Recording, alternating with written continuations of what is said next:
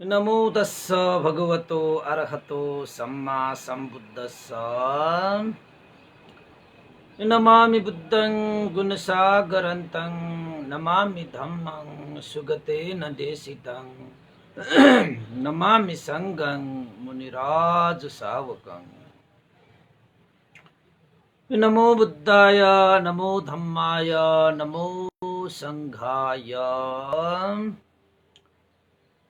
श्रद्धालु उपासक उपासिका तथा सधर्म प्रेमी महानुभावहरू,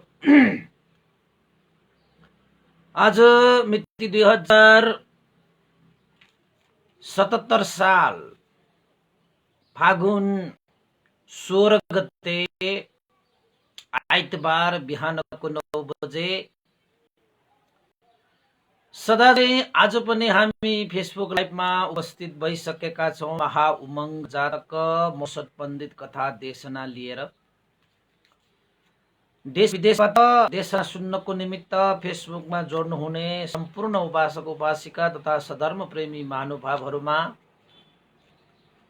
सदा चाहिँ म भिक्षु विमलो श्री सिद्धि मङ्गल बुद्ध विहार सिद्धिपुर साना गाउँ थसी महालक्ष्मी नगरपालिका वडा नम्बर 6 बुद्ध मार्ग ललितपुरबाट सबैलाई सदा चाहिँ मैत्रीपूर्ण न्यानो न्यानो स्वागत टक्र्याउन चाहन्छु। हाम्रो दैनिक धर्म देशना कार्यक्रम आज 342 भागमा हामी उपस्थित भइसकेका छौँ हैन। र यतिन्जेल साथ सहयोग गर्नुहुने सम्पूर्ण उपासक उपासिकाहरूमा धेरै धेरै साधुवाद व्यक्त गर्न चाहे।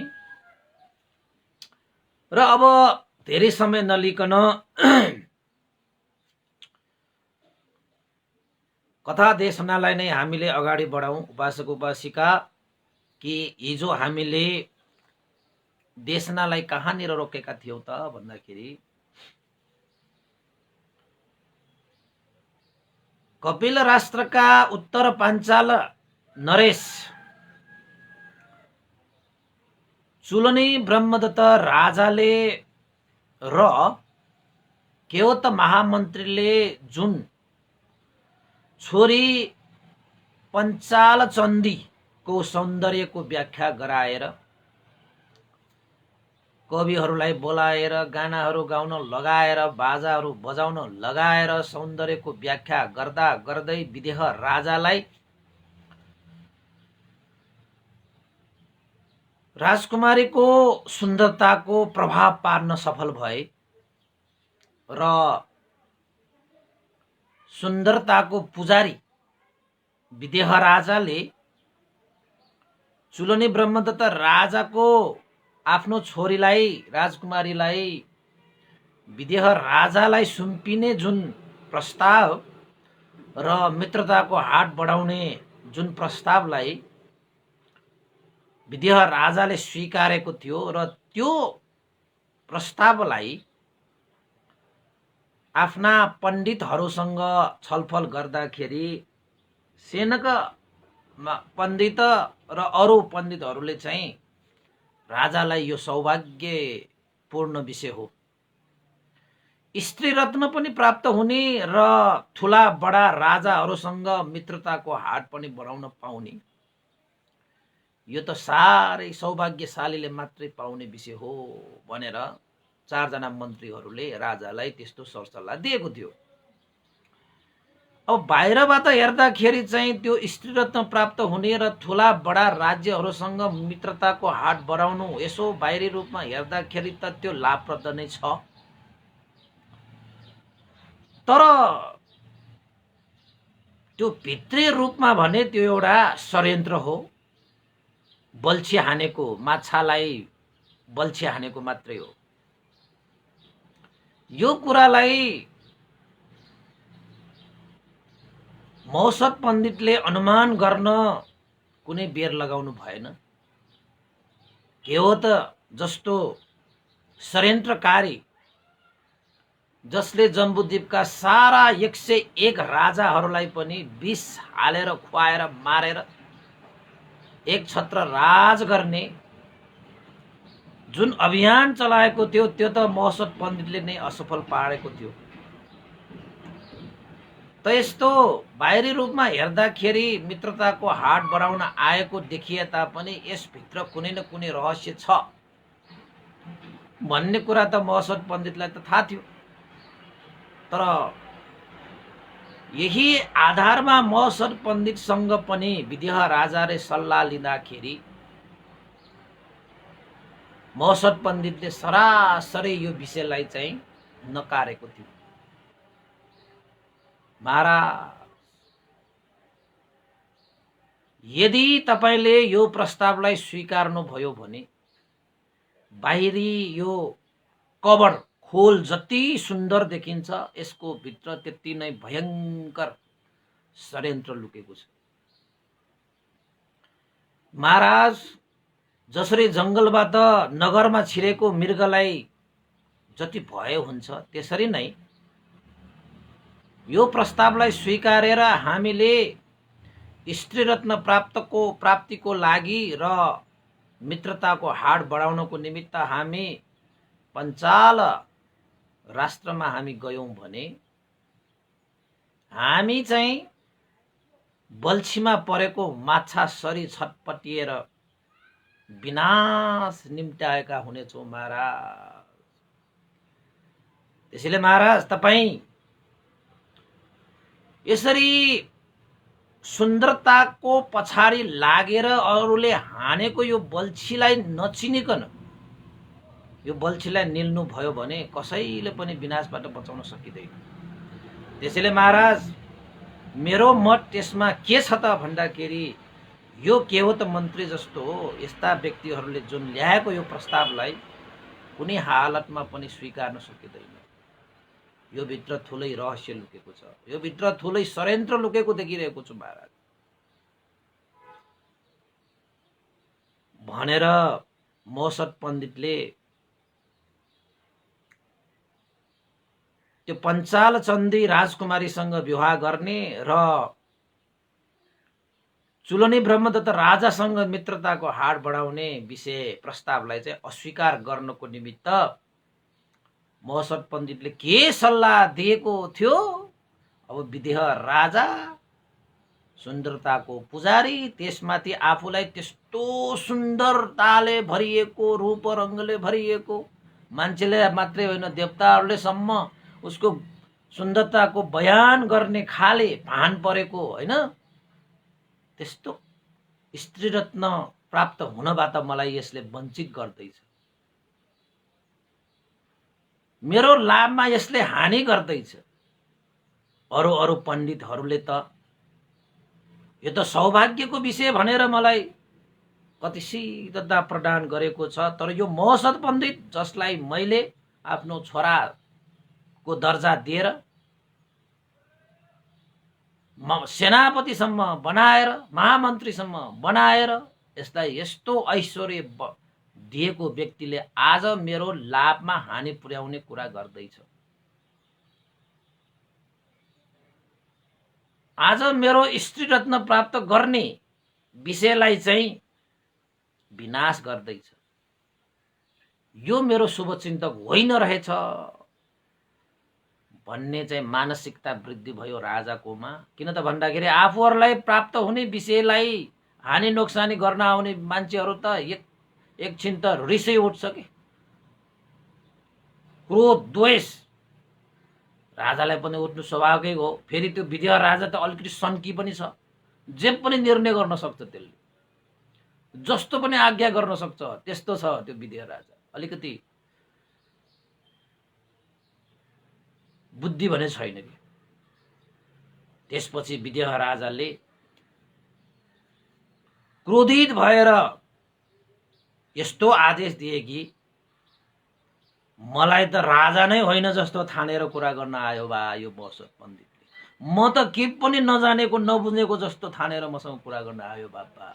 म त हरिण होइन, जंगलबाट निस्केको हरिण जस्तो मलाई ठानेर, बल्छीमा परेको माछा जस्तो मलाई मूर्ख नै ठान्छ यो महोत्सव पण्डितले। आफू अलिकति के पण्डित भएको थियो, आफूलाई त महान पण्डित जस्तो ठान्यो।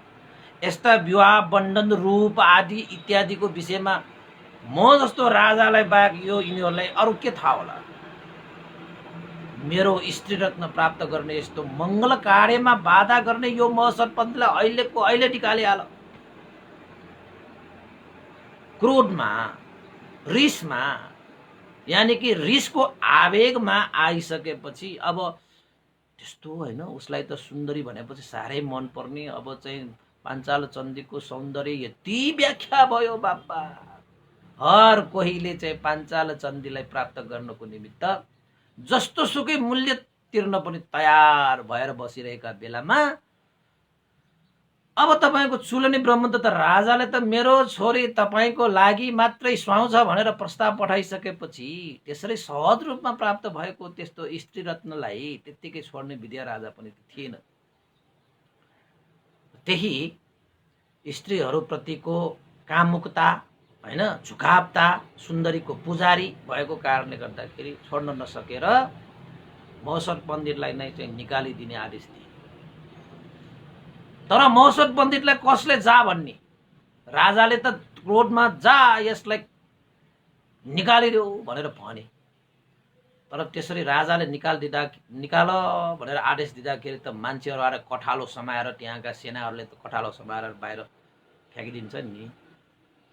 तर महसत पण्डित त पर्यो, महसत पण्डितलाई कठालो समाउने को? महसत पण्डितलाई हात समाएर चाहिँ तानेर लाने को? कसैले आँट चाहिँ गरेन। तर महसत पण्डितले के विचार गरे त भन्दाखेरि अहिले राजा क्रोधित छन्, मेरो कुरा राजालाई पाच्य भएन। बिचरा राजा सुन्दरतामा चुर्लम्ब डुबेर, कामुकतामा परेर आफूलाई प्राप्त हुने त्यस्तो स्त्री रत्न गुम्ने डर त्रास भएमा महसत पण्डितलाई पनि निकाल भनेर आदेश दिन पुगे। यद्यपि राजाको बार बार आदेशमा सेनाहरूले मेरो घाँटी समाउन आए, मलाई ढकेलेर दरबारबाट बाहिर पठायो भने त्यो लज्जाको विषय बन्न सक्छ। त्यसैले योभन्दा पहिला बुद्धि पुर्याएर म आफै यो दरबारलाई छोडेर जानु राम्रो भनेर महसत पण्डितले, महाराज तपाईँको यही इच्छा छ भने म यो दरबार त्यागेर जाँदैछु भनेर महसत पण्डित आफै त्यहाँबाट गए। सेनाका पण्डितहरूले आदि इत्यादि त्यहाँका त्यो चापल्सी चुपल्सी गर्ने त्यो मन्त्रीहरूले त राजालाई, महाराज तपाईँले ठिक गर्नुभयो, हेर्नुहोस् है मौका आउनु पर्छ। महसत पण्डितको खुट्टा ढोगेर बचेका ती पण्डितहरूले मौका आएपछि फेरि शिर उठाउन थाल्छ। राजालाई तपाईँले ठिक गर्नुभयो महाराज, स्त्री रत्न प्राप्त गर्ने, मित्रताको हात बढाउने, त्यो पनि चुलनी ब्रह्मदत्त राजासँग। यस्तो मङ्गल कार्यमा यो महसत पण्डितले विघ्न बाधा त डाल्न खोजेकै हो, तपाईँले ठिक गर्नुभयो भनेर राजालाई चापल्सी चुपल्सी गरेको भयो नि त। त्यसपछि महसत पण्डित त्यहाँबाट गएर आफ्नो महलमा गए। अब के गर्ने कसो गर्ने? राजाले यसरी चाहिँ निस्केर जा भनेपछि दरबार छोडेर आफ्नै नगरमा जानु कि दरबारै बसेर के उपाय कुशलता अपनाउने भन्ने विषयमा महलमा बसेर सोच्न थाले। यता राजा मुरमुरिएको छ, मलाई स्त्री रत्न प्राप्त हुनबाट मलाई चाहिँ विनाश गर्न खोज्ने, मित्रताको हातबाट मलाई चाहिँ छुट्याउन खोज्ने मुरमुरिएको छ। उडम्बर देवीले, हे महाराज, मेरो महसत पण्डितले केही थाहा नभएर त्यसो गरेको होइन के, पक्कै पनि यसको विषयमा रहस्य बुझेरै महसत पण्डितले यो कुरा गरिरहेको। के थाहा? त्यो चुलनी ब्रह्मदत्तले त हाम्रो राज्यलाई हडप्न निमित्त, जित्नको निमित्त युद्ध त गर्नै आएको थियो। त्यो युद्ध गर्दाखेरि महसत पण्डितको कुशलताको कारणले गर्दाखेरि पनि 101 राजाहरू भाग भएका थिए। यो राज्य बचाउने भनेको त महोत्सव पण्डितले बचाएको थियो। त्यस्तो व्यक्तिलाई तपाईँले निस्किएर जा भनेर आदेश दिनुभयो। उदम्बर देवीले पनि सम्झाए, मेरो भाइ राजाको लागि, राष्ट्रको लागि, जनताको लागि सदा सर्वदा जस्तो पनि त्याग तपस्या गर्नको निमित्त तयार व्यक्ति। त्यति मात्र होइन, अरूले गरेको षड्यन्त्रहरू आदि इत्यादि पनि जानेरै त मेरो भाइले यस्तो भनेको होला नि महाराज भनेर उदुम्बर देवीले पनि धेरै कुराहरू चाहिँ राजालाई सम्झाए। त्यो विदेह राजा अलिकति सन्की खाले, यो कथा हेर्दाखेरि अलिकति सन्की खाले छ कि ठिक बेठिक नजान्ने, आफ्नो मनमा आएको आदेश गरिहाल्ने त्यस्तो प्रकारको थियो। यो कुरा महोत्सव पण्डितलाई पनि थाहा थियो। महोत्सव पण्डितले सोचे, जुन राजाले मलाई निस्केर जा, यसलाई निकालिदेऊ भनेर आदेश दिए, त्यो चाहिँ उसको क्रोध बोलिरहेको छ, विदेह राजा बोलिरहेको छैन। क्रोधमा मान्छेले जे पनि बोल्न सक्छ, द्वेषमा मान्छेले जे पनि गर्न सक्छ। त आज राजाले मलाई निकालिदेऊ भनेर आदेश दियो, म पनि निस्केर आएँ, तर के सही भयो? के मैले अब यो राज्यलाई छोडेर जाने राम्रो भनेर विचार गर्दा गर्दै महोत्सव पण्डितले विचार गरे, मैले यो नगर छोड्नुहुन्न। राजाको इच्छा आकांक्षाको विपरीत दिशामा गएको कारणले गर्दाखेरि राजा मसिंह क्रोधित भएको हो। अब राजाले चाहिँ स्त्री रत्न प्राप्त गर्नुलाई कदापि छोड्नेवाला छैन। यो प्राप्त नगरिकन विदेह राजाले कुनै पनि हालतमा अरू कुनै पनि कार्य गर्दैन। त्यसैले राजाको इच्छा आकांक्षा पनि पूरा हुने र त्यो चुलनी ब्रह्मदत्त राजा र केवट महामन्त्रीहरूको त्यो षड्यन्त्र पनि विफल हुने, सर्प पनि मर्ने, लट्ठी पनि नभाज्ने उपाय त मैले गरिदिनु पर्यो। जसको कारणले गर्दाखेरि मलाई यत्रो छोरा समानको दर्जा दिएर, राज्यका यस्ता सम्पूर्ण जिम्मेवारी दिएर मलाई यस्तो ऐश्वर्यशाली बनाउने विदेह राजा भनेको मेरो दायक हो। मैले आज जे जति यो पाइरहेको त्यो सम्पूर्ण कुराहरू चाहिँ विदेह राजाले नै मलाई प्रदान गरेका हुन्। त्यसैले विदेह राजाको स्त्री रत्न प्राप्त गर्ने त्यस्तो मनसा नै छ भने उहाँको इच्छा आकांक्षा पनि पूरा गरेर यो षड्यन्त्रकारी, पक्कै पनि यो त षड्यन्त्र छँदै छ, नभए त यसरी चाहिँ प्रस्ताव ल्याउने नै थिएन। उनीहरूको भित्री रहस्यलाई पनि जानेर बुझेर उनीहरूको षड्यन्त्रलाई पनि विफल पारेर राजाको पनि मोहर पूरा गरेर अब मैले महोत्सव पण्डितको पण्डित्याई मैले प्रस्तुत गर्नुपर्ने छ। यो मेरो परीक्षाको घडी हो। त्यसैले मैले राजालाई छोडेर गइहाल्नु चाहिँ हुँदैन। राजा क्रोधित भएर गरेको निर्णयलाई मैले पनि सहर्ष स्वीकारेर मैले राज्य छोडेर गयो भने त महोत्सव पण्डित यो राज्यमा भएन भने त त्यत्तिकै यो चुलनी ब्रह्मदत्त राजाले त राज्यलाई त लिइहाल्छ। त्यसैले राजा, राष्ट्र र जनताहरूको हित सुखको निमित्त मैले अब उपाय कुशलता अपनाउनु पर्यो भनेर महोत्सव पण्डितले रातिको प्रहर चाहिँ आफ्नो श्रीमती अमरा देवीसँग छलफल गर्यो। अमरा देवी पनि पण्डित। अमरा देवीले पनि, हे स्वामी, हैन श्रीमान भनेको, पक्कै पनि हामीले यो नगरलाई छोडेर गयो भने यो राष्ट्रकै ठुलो विनाश हुनेछ। चुलनी ब्रह्मदत्त राजाले तत्काल आफ्नो टाउको उठाएर जसरी सर्पले भ्यागुतालाई टोक्छ त्यसरी नै चुलनी ब्रह्मदत्त राजाले पनि विदेह राजालाई त्यसरी नै टोक्छ। त्यसैले हाम्रा दायक हुनुभएका राजा विदेहको पनि इच्छा पूर्ण गरेर षड्यन्त्र पनि विफल पार्ने उपाय गर्नु नै राम्रो भनेर छलफल भइयो।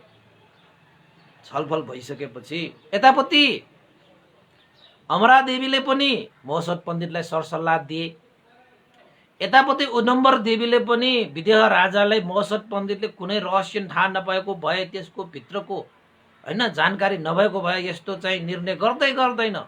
मेरो भाइ त्यस्तो छैन, राजा राष्ट्र र जनताको हितको लागि त्यत्रो काम गरेको त्यो व्यक्ति नभएको भए आज हामी दास जस्तो बस्नु पर्ने अवस्था थियो। राष्ट्र जनताहरूको लागि उसले कस्तो उपाय कुशलता गरेको थियो हैन, त्यस्तो व्यक्तिलाई तपाईले चाहिँ निस्केर जा भनेर भन्दाखेरि विदेह राजाले पनि सोचे। त्यसपछि सोचे किन त भन्दाखेरि बिस्तारै कुल भयो हैन, हल्का भइसकेपछि सोद्धाखेरि त हुन त हो बा, यदि महोत्सव पण्डित मात्र नभएको भए त यो विदेह राजाले पहिला नै मेरो राष्ट्र त लिइसकेको थियो। महोत्सव पण्डितकै कारणले गर्दाखेरि यो राज्य आज राष्ट्र जस्तो भएको छ। यो कुरालाई त मैले स्वीकार्नुपर्छ, यो कुरालाई त मैले स्वीकार्नुपर्छ। कस्तो ठुलो युद्ध भयो, जम्बुद्वीपका सारा 101 राजाहरू एक मुष्ट लडाई गर्न आउँदाखेरि पनि महोत्सव पण्डित आफ्नो राज्यको लागि अधिक भएर हिमाल जस्तो अटल रहेर उसले सामना गरे। उनीहरूले बलले युद्ध गरे होला, तर महोत्सव पण्डितले चाहिँ बुद्धि प्रज्ञाको कारणले गर्दाखेरि सारालाई भगाउन सफल भयो। हुन पनि हो बा, मैले क्रोधित भएर महोत्सव पण्डितलाई निकालिदेऊ भनेर मैले आदेशसम्म दिएँ। राजालाई पनि पश्चाताप भयो। फेरि त्यस्तो छ कि यो राजा, यो विदेह राजा, यस्तो राजा पनि काम छैन के, कहिलेकाहीँ त हैन ठुलै समस्या निम्त्याउँछ के यस्ता चाहिँ निर्णय गर्न सक्ने। त्यसैले तपाईलाई मैले भन्छु, नेतृत्व गर्ने व्यक्तिहरूमा निर्णय गर्ने क्षमता भनेको चाहिँ 90 हुँदैन। सही स्थानमा, सही रूपमा, सही निर्णय गर्ने क्षमता नेतृत्व वर्गमा हुनै पर्छ। त्यसैले मैले नेतृत्व गर्नेहरूमा चाहिने गुण धर्म भनेर पनि एकचोटि देशना गरेको थिएँ नि, याद छ तपाईहरुलाई? त्यो देशना पनि गएर सुन्नुस्। नेताहरू, राजाहरू, एउटा संस्थाको एउटा जस्तै हैन नेतृत्व गर्ने जो कोही व्यक्तिले पनि आफ्नो हैन मनमा धारण गर्नुपर्ने गुणधर्महरू छ के, त्यसमध्येमा यो सही समयमा, सही स्थानमा सही निर्णय गर्न सक्ने क्षमता, डिसिजन पावर भन्छ के त्यसले, वाक शक्ति चाहिन्छ, डिसिजन पावर चाहिन्छ तपाईको हैन। त्यो भएन भने चाहिँ नेतृत्व गर्नेहरूले सही रूपमा चाहिँ कुनै पनि विषयलाई अगाडि बढाउन सक्दैन कि। त डिसिजन गर्न सकेन त्यो विदेह राजा, त्यस्तो छ त्यो। कहिले रिसाउने, कहिले लोभिने, कहिले सुन्दरतामा फुल्ने हैन, कहिले मक्ख पर्ने, कहिले अज्ञानतामा पर्ने, कहिले उसले भनेको कुरा ठीक जस्तो लाग्ने, कहिले सेनाको पण्डितले भनेको कुरा हो जस्तो लाग्ने, कहिले उसले भनेको कुरा जस्तो लाग्ने, फेरि उडम्बर देवी स्वास्नीले भनेको कुरा पनि, महारानीले भनेको कुरा पनि हो जस्तो लाग्ने। त्यस्तो मोह भन्छ कि त्यसलाई। उसले भनेको सही लाग्ने, उसले भनेको पनि सही लाग्ने, जसले जे सुनायो त्यही कुरा ठीक लाग्ने। तर लोभमा परिसकेपछि, द्वेषमा परिसकेपछि सही कुरालाई पनि सही भनेर ग्रहण गर्न नसकिने हुन्छ के। त महोत्सव पण्डितले पनि भनेको कुरालाई सही मानेको भए त हुन्थ्यो, तर महोत्सव पण्डितको सही कुरालाई भने फेरि लिएन कि। फेरि त्यसपछि महोत्सव पण्डितले भोलिको दिनमा विचार गरे, म राजा कहाँ गएर अब राजाको इच्छा अनुसार काम गरेरै मैले राजाको इच्छालाई पनि पूरा गर्ने किसिमले अब उपाय कुशलता मैले अपनाउनु पर्यो भनेर विचार गरे। त महोत्सव पण्डितले के सोचे त भन्दाखेरि, मेरो एउटा महिना छ होइन, त्यो महिनालाई अब उनीहरूले साँच्चैकै योजना चाहिँ के बनाएको हो, न साँच्चैकै उनीहरूले चाहिँ स्त्री रत्न पनि प्रदान गरेर मित्रताको हाटै बढाउन खोजेको हो कि यो चाहिँ एकचोटि निर्क्युल निकालेर मैले के उपाय गर्नुपर्छ त्यो चाहिँ चाँडै गर्नुपर्छ भनेर महिना छ नि उसको चाहिँ सुगा दूतको रूपमा कहाँ पठाए त भन्दाखेरि, हे महिना मलाई यो पल्ट पनि तिमीले धेरै सहयोग गर्नुपर्छ, पाञ्चाल राष्ट्रमा गएर यो चुलुनी ब्रह्मदत्त राजा र केवट महामन्त्री बीचमा भएको मन्त्रणा के हो भन्ने कुरा थाहा पाउने अरू कोही पनि छैन। राजाको खोपीमा कोठामा सैनासनमा राखेका शालिनी भन्ने एउटा चरा, शालिनी जातको एउटा चराले त्यो कुरालाई थाहा पाइरहेको छ। किन त भन्दाखेरि सैनासनमा पिजरामा हालेर त्यो शालिनी चरालाई सबै जानकार भएका कुराहरू, हे मैना तिमी गएर सबै कुरा सुनेर आउनु, थाहा पाएर आउनु, के रहेछ त, साँच्चीकै कस्तो षड्यन्त्र छ त भन्ने बित्तिकै मौसद पण्डितको आज्ञाकारी त्यो सुगा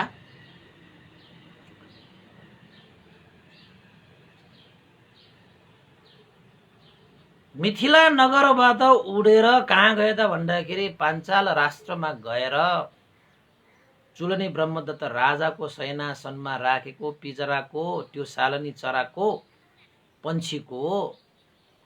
पन्छीसँग भेटेर आफ्नो चतुर्याइले गरेर उसँग मित्रता गाँसेर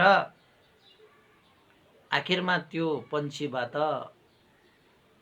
मौसद पण्डितको त्यो सुगाले सारा कुराहरू चाहिँ सुनेर फर्केर आएछ र भन्न आयो, हे बोधिसत्व, हे मौसद, हे पण्डित, मैले पाञ्चाल राष्ट्रमा गएर चुलनी ब्रह्मदत्त राजाको सैनासनमा राखिएको पिजरामा राखिएको त्यो शालिनी पन्छीसँग मित्रता गाँसेर मैले दुईजना बीचमा मात्रै भएको त्यो मन्त्रणा मैले सुनेर आएँ। वास्तवमा स्त्री रत्न दिन खोज्नु भनेको उनीहरूले बल्छी हानेर माछा मार्ने काम मात्रै हो। विदेह राजा र मौसद पण्डितलाई चाहिँ मारेर शिर छिनालेर उनीहरूले विजय पान गर्ने उनीहरूको योजना मात्रै हो।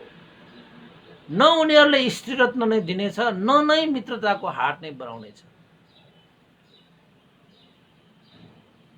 यस्तो योजना चाहिँ पक्कै बनेको हो। मौसद पण्डितले पठाइएका ती दूतहरू, त्यो गुप्तचरहरूले त दुईजनाको बीचमा मात्रै भएको त्यो योजना, त्यो मन्त्रणा त थाहा भएन नि।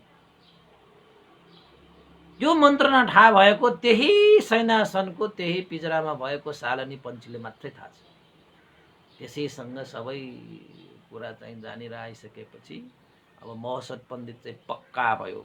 आफूले अनुमान गरेको कुरा सही निस्किसकेपछि, ओहो यो कुरा मैले राजालाई भन्यो भने राजा अझै क्रोधित भएर के आदेश देला, मारदेऊ यसलाई भनेर पनि भन्न सक्छ। त्यो विदेह राजा त अलिकति सन्की पाराको छ।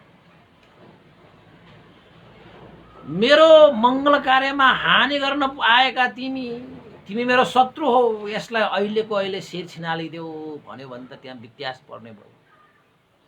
ठिकै छ, अब चाहिँ सही कुरा मैले चाहिँ जाने बुझे, यो सरासर षड्यन्त्र हो। स्त्री रत्न देखाएर राजाले बल्छीमा पार्न खोजेको हो।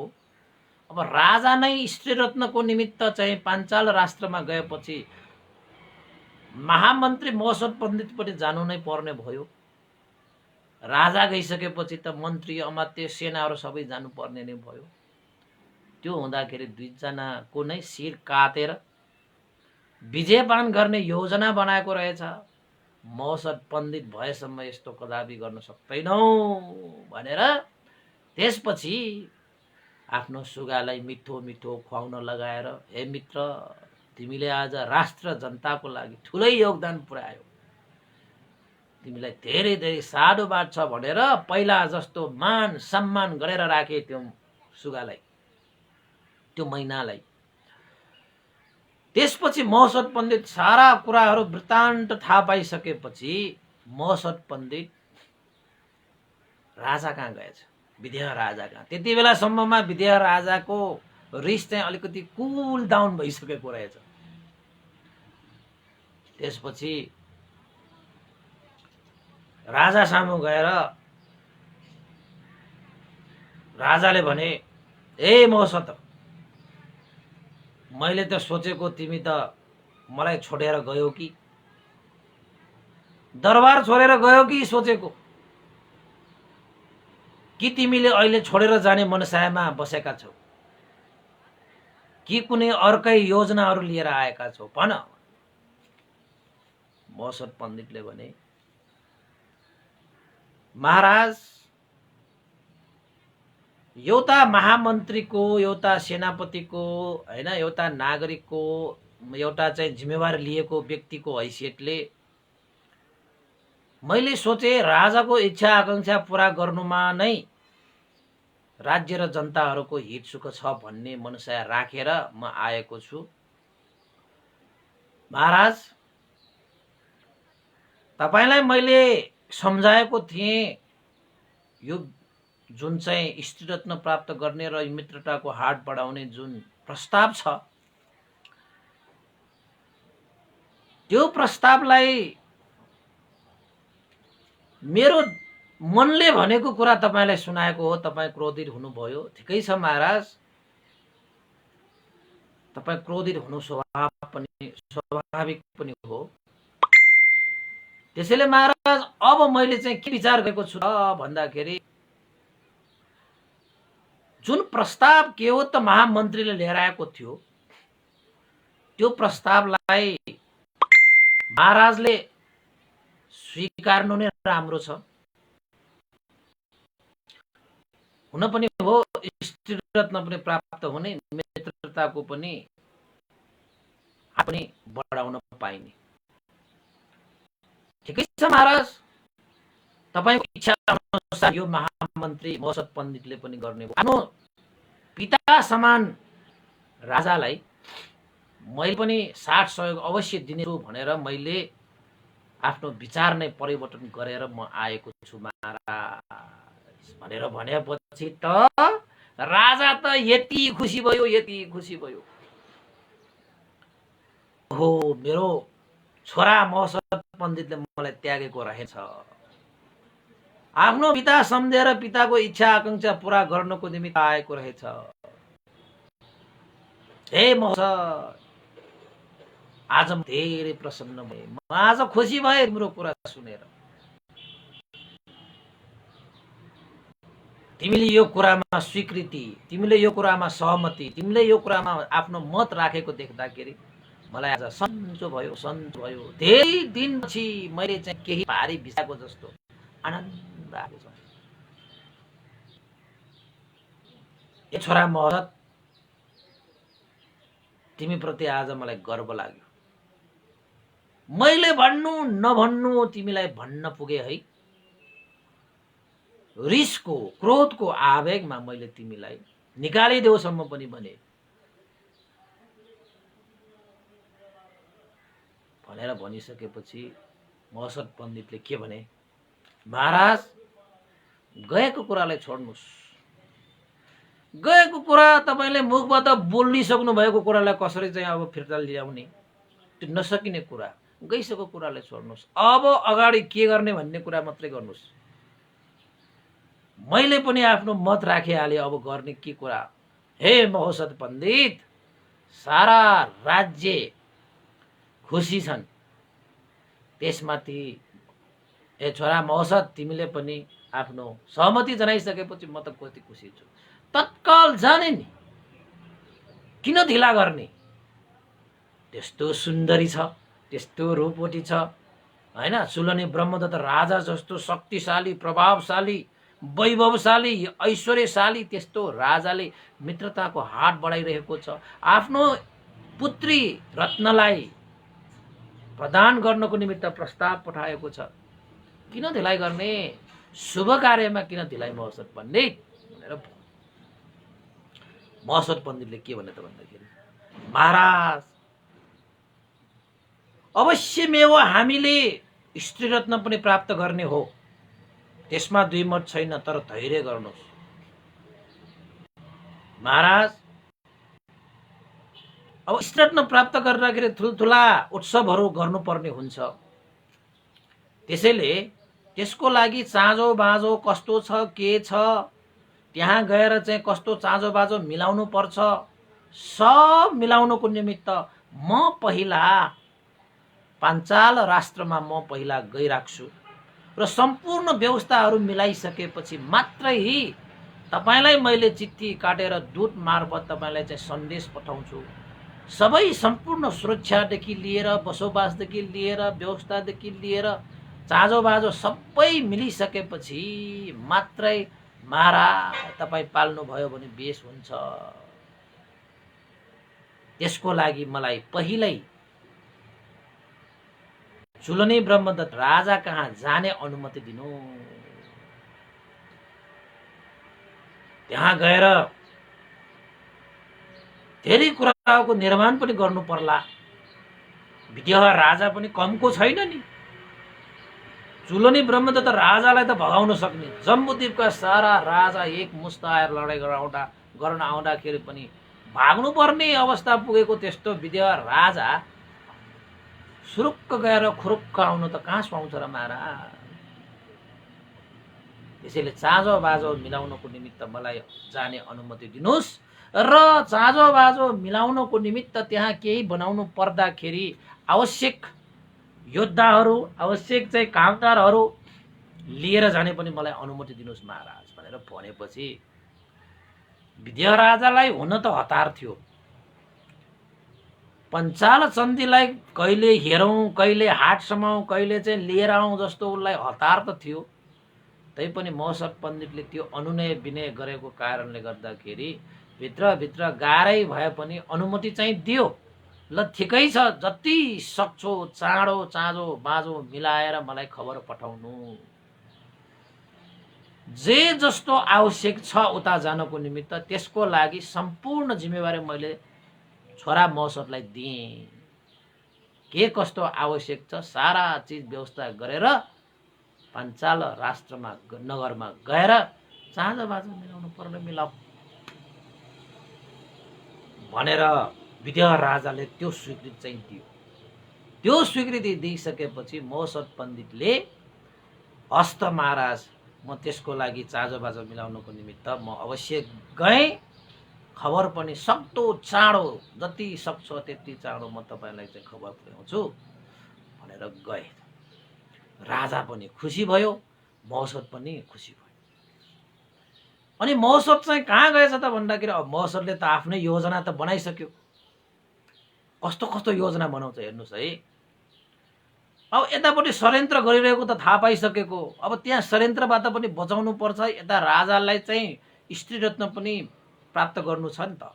दुईटै चिज पुरा गर्ने के, षड्यन्त्रलाई पनि तहस नहस पारिदिने, स्त्री रत्न भने प्राप्त गरेरै छाड्ने।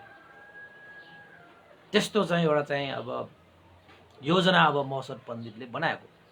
त्यसपछि गएर चाहिँ त्यो राज्यको कारागारमा गएछ। कारागारमा गएर महोत्सव पण्डितले त्यहाँ चाहिँ बोलेछ, हे कारागारका साथीहरू, तपाईहरूले जस्तो सुकै अपराध गरेर आएको भए तापनि यदि तपाईहरूले हामीले गरेको अपराध जाने अनजाने रूपमा गर्न पुगे, अब आइन्दा यस्ता अपराधहरू गरिने छैन भनेर आफ्नो मनमा राखेर मैले भनेको कार्यमा तपाईहरूले चाहिँ सहयोग साथ सहयोग दियो भने यो राष्ट्र निर्माणको लागि नै तपाईहरूका हातहरू चाहिँ प्रयोग हुनेछ। तपाईहरूले जाने नजाने अपराधहरू गरेर आफ्नो जीवनलाई स्वाहा पार्नुभयो, तर बाँकी जीवन चाहिँ यही कारागारमा बसेर तपाईहरूले बिताउनु भयो भने जीवनको केही मूल्य छैन। मात्र कारागारमा बसेर तपाईहरूले चाहिँ आफ्नो जीवनलाई सकाउने हो। त्यसैले मैले भनेको कार्यमा तपाईहरुले सही रूपमा निष्ठा इमानदार पूर्वक तपाईहरुले चाहिँ हातमा हात मिलाउनु भयो भने चाहिँ तपाईहरुको जीवनमा ठूलो मूल्य हुन्छ, मान्यता हुन्छ र त्यो कार्य सफल भयो भने तपाईहरुको त्यो अपराधबाट पनि तपाईहरुलाई चाहिँ मुक्त दिलाइनेछ। तर यी हातहरु, यी आँखा, कान, खुट्टा, नाक, बुद्धिहरु अब एकपल्ट राष्ट्र र जनता र राजाको हित सुखको निमित्त प्रयोग हुनु पर्यो। त्यो हात, कयौं हात खुट्टाहरु अपराधको लागि प्रयोग भयो होला, तर ती हातहरु अब एकपल्ट राष्ट्र र जनताको हित सुखको निमित्त प्रयोग गरेर हेर कति आनन्द आउँछ, कति सुख मिल्छ भनेर कारागारमा गएर महसद पण्डितले कैदीहरुलाई चाहिँ के भनेको, अब भाषण दिएको भन्नु पर्यो। एक किसिमले उनीहरुलाई प्रेरणा दिएको भयो। यिनीहरुको जीवन त फजुलमा गइसक्यो नि त, अपराध गरेर कैदी बनेर जेलमा बसेको छ। अब त्यस्तो फजुल जीवनलाई पनि राष्ट्र निर्माणमा लगाउने हेतु महसद पण्डित कारागारमा गएका ती कैदीहरुलाई सम्झाई बुझाउ गर्न गएको। ती कैदीहरुले पनि महसद पण्डितको त्यो प्रभावशाली त्यो वचनहरु सुनेर कसैले नाइ भन्न सकेन। महसद पण्डितले जुन कार्य अराउँदाखेरि पनि राष्ट्र जनताको हितको सुखको शान्तिको लागि हुन्छ भने त्यो कार्यमा हामी तत्पर छौं भनेर कैदीहरु लगेको। कैदीहरु पनि त्यहाँ कारागारका कैदीहरुलाई पनि बोकेर लगे। तपाईको त्यहाँबाट चाहिने आवश्यक मात्रामा योद्धाहरु लगे। अब भनिएको छ तपाईको चाहिँ के त भन्दाखेरि 6000 योद्धाहरु त आफ्नो साथमा लगेको थियो। अब उसको 1000 जना साथीहरु थियो। त्यसपछि कारागारमा गएर चाहिँ सम्पूर्ण कैदीहरुले जसले जे गर्न सक्छ, जस्तै चाहिँ अब तपाई सिकर्मीहरु, दकर्मीहरु हैन, जति पनि केही त्यो दरबारहरु निर्माण गर्नु पर्यो भने आदि इत्यादि, त्यहाँ त राजा बस्नको निमित्त त्यहाँ हरेक चीज निर्माण गर्नुपर्छ हैन। त्यो निर्माण गर्नको निमित्त कैदीहरुमा अब चाहिँ तपाईको चाहिँ के छ हैन, सिकर्मी, दकर्मी, कामदारहरु हैन, साराका सारालाई बोकेर चाहिने मात्रामा सम्पूर्ण त्यो अब सरसामानहरु, सम्पूर्ण सरसामानहरु लिएर चाहिँ महसद पण्डित दल बलका साथ, योद्धाहरुका साथ विदेह राजा हैन, विदेह राज्यबाट, मिथिला नगरबाट कहाँ गए त भन्दाखेरि पाञ्चाल नगरमा गए। एक योजन पुग्दाखेरि एक जना चाहिँ मन्त्री अमात्यहरुलाई त्यहाँ एउटा गाउँ निर्माण गर्न लगाएर एक जना मन्त्री अमात्यलाई जिम्मा दिन्थ्यो है। पछि मैले बनाएको योजना अनुसार पाञ्चाल राष्ट्रबाट राजा यहाँ फर्किँदाखेरि जति सक्छ त्यति चाँडो विदेह राज्यमा फर्काउनको निमित्त हात्ती, घोडा, रड सट सबै यो गाउँमा तयार पारेर राख्ने तिम्रो जिम्मा। कुनै भए अन्तराय विघ्न बाधा आउन नदिने पनि तिम्रो जिम्मा भनेर चाहिँ एक योजन चाहिँ दूरीमा महसद पण्डितले एउटा गाउँहरु निर्माण गर्दै आइरहेको कि। अब किन गर्दै आइरहेको हेर्नुस् न तपाई। वास्तवमा महसद पण्डितले स्त्री रत्न पनि प्राप्त गर्नको निमित्त त्यतिकै त त्यो षड्यन्त्रलाई चाहिँ तहस नहस पार्न सक्दैन। अब स्त्री रत्न लिनको निमित्त उतै राष्ट्रमा जानु पर्यो, पाञ्चाल राष्ट्रमै जानु पर्यो। त्यहाँ जाँदाखेरि त अब स्त्री रत्न लिनको निमित्त त तपाईको युद्ध गर्न जाने बेला जस्तो जानु त भएन, अलिकति सेनाहरुले त जाने होला। अब उसको त 101 जना चाहिँ राजाहरुको चाहिँ हात छ। त्यहाँ गयो भने त कुनै पनि हालतमा साँच्चैकै बल्छी हानेर माछालाई पारे, माछा बल्छीमा परे जस्तै पर्ने भयो। त्यहाँ घेरेर त हामीलाई त सखाप पार्न सक्छ, उनीहरु शक्तिशाली हुन्छ। त्यो भय त्रासलाई जानेको कारणले गर्दाखेरि, त्यो षड्यन्त्रलाई जानेको कारणले गर्दाखेरि वास्तवमा महसद पण्डितले गर्न खोजेको के हो त भन्दाखेरि अब जमिन माथिको लडाई भन्दा पनि जमिन मुनिको एउटा चाहिँ उपाय कुशलता महसद पण्डितले गरेको। त्यो पाञ्चाल राष्ट्रबाट तपाईको चाहिँ सुरुङहरू खनेर त्यो राष्ट्रमा गएर स्त्रीरत्न प्राप्त भइयो भने महलको भित्रबाट सुरुङ खनेर त्यो सुरुङ मार्गबाट सुरक्षित तपाईको चाहिँ विदेह राष्ट्रमा मिथिलामा अवतरण हुने त्यो सुरुङ बनाउनको निमित्त तयार गर्नको निमित्त वास्तवमा महसद पण्डितले ती कारागारका ती कैदीहरू र योद्धाहरूलाई लिएर गएको थियो।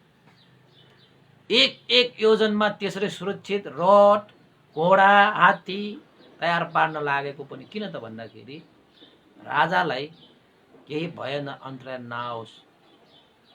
एउटै हात्ती घोडाले चाहिँ सवार हुँदाखेरि ढिलाइ हुन्छ भनेर एक गाउँबाट अर्को गाउँमा चाहिँ घोडाहरू फरक फरक फरक गरेपछि घोडाहरू त चाँडो पुग्न सक्छन्। अब तपाईको चाहिँ पाञ्चाल राष्ट्रबाट नै घोडा चढेर चाहिँ अब त्यो हैन, अब दूरी त धेरै छ, कहाँसम्म अब सुरुङ बनाउनु मिल्छ, कसरी बनाउनु मिल्छ त्यो पनि मिलाउनु पर्यो।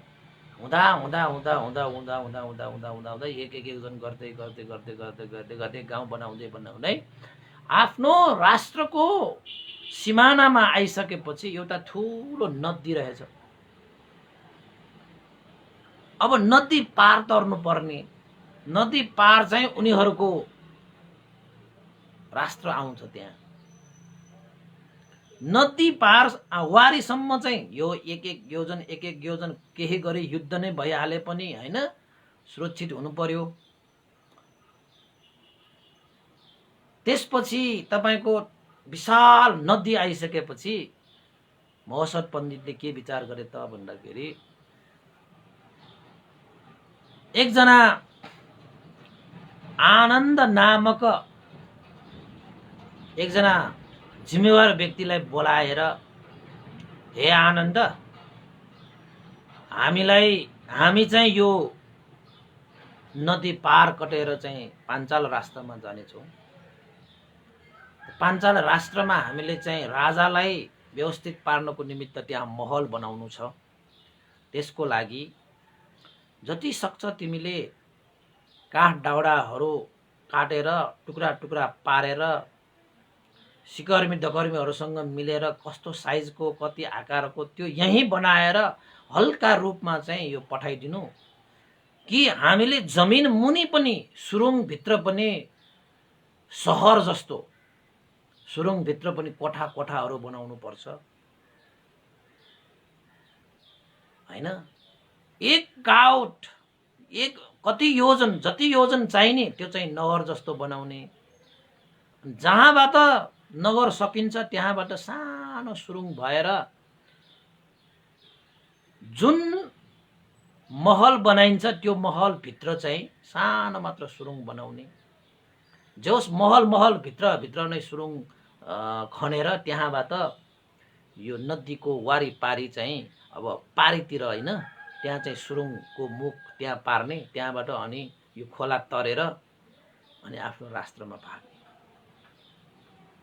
त्यसरी आउँदाखेरि चाहिँ साँच्चैकै स्त्री रत्नलाई पनि लिएर आउने भनेर योजना बनाएर त्यहाँबाट महसद पण्डित नदीमा बसेर त्यहाँको योद्धाहरू सबै लिएर महसद पण्डित चाहिँ पाञ्चाल राष्ट्रमा गएछ। पाञ्चाल राष्ट्रमा त्यो खोला हैन तर्ने बित्तिकै वारीबाट पारी हुने बित्तिकै त्यो पारी चाहिँ तपाईको सुरुङ त्यहाँबाट खन्न सुरु गर्ने हो कि त्यहाँबाट सुरुङ खन्दै खन्दै खन्दै खन्दै खन्दै खन्दै खन्दै खन्दै तपाईको पाञ्चाल नगरसम्म सुरुङ खन्ने, उता पनि पाञ्चाल नगरबाट पनि सुरुङ खनेर ल्याउने, यताबाट पनि खनेर ल्याउने। महसद पण्डितले ती कैदीहरूलाई आफूले पाइला चालेको अनुसार यहाँबाट यति योजन हैन सुरुङ खन्ने, यहाँबाट यति योजन चाहिँ भित्र चाहिँ तपाईको कोठाहरू बनाएर सुरुङ बनाउने, बस्न पनि मिल्ने गरी बनाउने, सानोतिनो सुरुङ होइन त्यो। किन त भन्दाखेरि राजा रानीहरूलाई त्यहाँ राख्नुपर्ने सुरुङ भएको कारणले जस्तो सुकै त्यस्तो सुरुङ होइन, त्यहाँ पनि सुरुङ बनाए हैन। त्यसपछि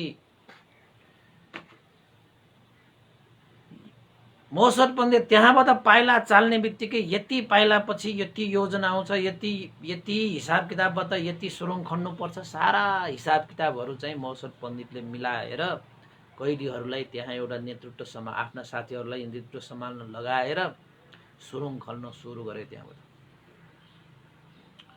यता सुरुङ पनि खनिरहेछ, कसरी आउने, यहाँबाट आउने, यसो आउने, येनतेन सबै कुराहरू चाहिँ अब इन्जिनियर न हो महोत्सव पण्डित पनि, उसलाई त पाइलाबाट उसले नाप्न सकिन्छ कहाँ कसरी चाहिँ सुरुङ खन्नुपर्छ भन्ने कुरा। त्यसपछि महोत्सव पण्डित चाहिँ यता सुरुङ खन्नको निमित्त तयार गर्दा गर्दै महोत्सव पण्डित चाहिँ केही पनि होइन जस्तो गरेर पाञ्चाल राष्ट्रमा पुगेछ। पाञ्चाल राष्ट्रमा पुगेपछि राजाले खबर गर्न पठाएछ, चुलोनी ब्रह्मदत्त राजालाई हाम्रा विद्या राजाका महामन्त्री महोत्सव पण्डित उपस्थित हुनुभएको छ भनेर चाहिँ खबर पठाए। राजाले पनि हामीले फ्याँकेको जालमा त परे जस्तो छ, महोत्सव पण्डित त हाम्रो राज्यमा आएको छ, अब महामन्त्री आइसकेको छ भने राजा पनि त कसो नआउला, दुवैजना यहाँ पुग्यो भने दुईटैको शिर छिनालेर हामी विजयपान गर्नेछौँ भनेर मनमनै खुसी भएर बोलाऊ त्यो महोत्सव पण्डितलाई बोलाऊ भनेछ। त्यसपछि दुध गएर महोत्सव पण्डितलाई बोलाएछ। महोत्सव पण्डित पनि सबै कुरा थाहा छ, तर पनि के पनि कुरा थाहा नभएको जस्तो गरी चाहिँ महोत्सव पण्डित पनि राजाको सामुन्ने उभिएछ। राजाको सामुन्ने उभिएर, महाराज हाम्रा विदेह राजाले तपाईँले पठाउनु भएको सम्पूर्ण प्रस्तावहरू स्वीकार्नु भएको छ, स्त्री रत्नलाई पनि स्वीकार्नु भएको छ, तपाईँको मित्रताको हात पनि स्वीकार्नु भएको छ। त राजाले के भने, खोइ त अनि राजा विदेह राजा कहिले आउँछ त? महाराज अब विदेह राजा पनि चाँडै आउनुहुन्छ, जब मैले चाहिँ सन्देश पठाउँछु उहाँलाई चाहिँ आउनुहोस् पाल्नुहोस् भनेर चाहिँ सन्देश पठाउँछु तब महाराज आउनुहुन्छ। त्यसको लागि चाहिँ अब राजा यहाँ आउने भइसकेपछि राजालाई व्यवस्था गर्नको निमित्त चाँजोबाजो कस्तो छ, के छ, कहाँ छ, कस्तो छ बुझ्नको निमित्त, आवश्यक परेको खण्डमा निर्वाण गर्नको निमित्त म पहिला आएको हुँ महाराज। मैले चिठी पठायो, दूत पठायो, सन्देश पठायो भने आजको आज भोलिको भोलि नै आउनुहुन्छ। त्यसो भए ए महोत्सव आजको आज नै बोलाए पनि के भयो र? यसो हेरेर महोत्सव पण्डितले समय अनुकूल भएपछि म अवश्य पनि बोलाउँला महाराज भनेर भने। यसो उसो हेरे महोत्सव पण्डितले त्यो दरबारको एउटा चाहिँ भर्याङ छ, त्यो भर्याङलाई चाहिँ महोत्सव पण्डितले यसो हेरिरह्यो। अनि त्यो चुलोनी ब्रह्मदत्त राजाले, होइन महोत्सव त तिमीले त्यो भर्याङलाई किन हेरिरह्यो? अनि महोत्सव पण्डितले के भने त भन्दाखेरि, महाराज चुलोनी ब्रह्मदत्त त्यो भर्याङ त कस्तो डिजाइनहरू, कस्तो तरिका नमिलेको जस्तो मलाई लागेको, अलिकति पुरानो पनि भइसकेको छ। त्यसैले मैले यो भर्याङलाई तपाईले अनुमति दिनुहुन्छ भने यो भर्याङलाई मैले राम्रोसँग सुसज्जित रूपमा भर्याङ बनाएर मर्मत गरिदेऊ, मलाई त्यस्तो लागेर मैले हेरिरहेको। अब तपाईँ बनाउनु हुन्न भने त केही छैन, मलाई त त्यस्तो लागेर मैले भनेको है महाराज भनेर। अनि त्यसपछि राजाले त यसो सोचे, यो महोत्सव पण्डितले कस्ता कस्ता ठुला ठुला भवनहरू निर्माण गरे भने सुनेको, यदि यो महोत्सव पण्डितलाई अब उसले चाहेको पनि एउटा दुईटा काम गर्यो भने उसले चाँडो बोलाउँछ नि, नत्र भने त अब चाँजोबाजो मिलिएको छैन भने त फेरि बोलाउन ढिलाइ गर्छ। ठिकै छ महोत्सव पण्डित, तिमीलाई चाहिँ त्यो भर्याङ फेर्न मन लागेको छ, मर्मत गर्न मन लागेको छ, राम्रो पार्न मन लागेको छ भने त त्यसको लागि त गर्दा पनि हुन्छ, तर जस्तो सुकै जे गर्दाखेरि पनि राजालाई चाहिँ चाँडो बोलाउनु पर्यो भने। होइन महाराज म यसो हेर्छु कहीँ चाहिँ अब राजालाई व्यवस्था हुने होइन, ठिक्क मिल्ने, चाँजोबाजो मिल्यो भने म तुरुन्तै बोलाउँछु, तपाईँ चिन्ता नगर्नुहोस्। तर चाहिँ अब हाम्रो राजाहरू उपस्थित हुने यो ठाउँहरू भएको कारणले जताततै राम्रो बनाउनु पर्यो होइन, राजालाई पनि बस्नको निमित्त व्यवस्था मिलाउनु पर्यो। अहिलेको लागि त यो भर्याङ एउटा चाहिँ फेर्नु पर्ला जस्तो छ भनेर भने। त्यसपछि राजाले पनि सहमति जनाइसकेपछि महोत्सव पण्डितले कामदारहरू चाहिँ लगाएर, महाराज काम गर्दाखेरि विघ्न बाधाहरू आउला। त्यसैले चाहिँ काम गराएको बेलामा कोही पनि नपठाउनु है। म तपाईँलाई चाहिँ यो भर्याङ बनाएको चाहिँ सकिसकेपछि चाहिँ तपाईँलाई मैले खबर गर्छु भनेर भन्यो। अनि हुन्छ भनिसकेपछि महोत्सव पण्डितले चाहिँ के गरे त भन्दाखेरि त्यो भर्याङलाई निकालेर यस्तो राम्रो एउटा चाहिँ भर्याङ साँच्चै तयार पनि पारे। किन त भन्दाखेरि महोत्सव पण्डितको हातमा त चाहिँ विश्वकर्मै भएको जस्तो होइन। अनि महोत्सव पण्डितले त्यो भर्याङ किन निर्माण गरेको त भन्दाखेरि त्यो भर्याङबाट ओर्लिने बित्तिकै त्यसमा चाहिँ माथि पहिलाको भुइँ नै जस्तो गरी त चाहिँ त्यो काठहरूको स्ल्याबहरू राखिए। काठहरूको स्ल्याबले त्यहाँ छोपेर त्यसको भित्र चाहिँ महोत्सव पण्डितले त्यहाँबाट सुरुङ खनेको कि राजाको दरबारबाट सुरुङ खन्न सुरु गरेको।